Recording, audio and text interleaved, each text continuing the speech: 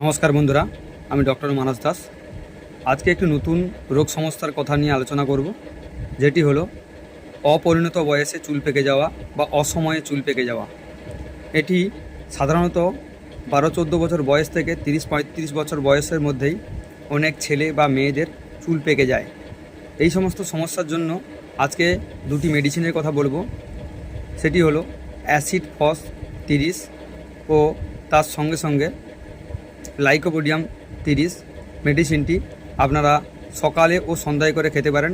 Lycopodium সকালবেলা খাবেন এবং অ্যাসিড ফস সন্ধ্যাতে খেতে পারেন। কেমন খাবেন? 2 ফোঁটা করে ঠান্ডা জলের সঙ্গে হাফ কাপ জল নেবেন, তারপরে দিয়ে ওইটাকে খেয়ে নেবেন। এরকম কন্টিনিউভাবে 2 থেকে 2.5 মাস এই মেডিসিনগুলো ইউজ করলে এই প্রবলেমগুলো আশা করি পুরোপুরি সলভ হয়ে যাবে। নতুন চুল গজিয়ে চুলের কালার কালো হয়ে যাবে এবং এই পুরনো যে সাদা রঙের পেকে যাওয়া চুলগুলো ধীরে ধীরে মাথা থেকে উঠে যেতে থাকবে।